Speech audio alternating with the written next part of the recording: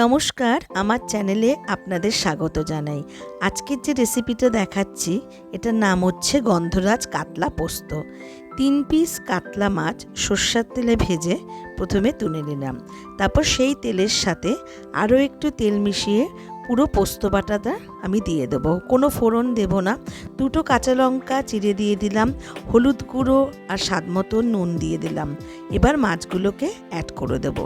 আপনারা আপনাদের ইচ্ছে মতন লঙ্কা অ্যাড করতে পারেন ঝালের পরিমাণ অনুযায়ী।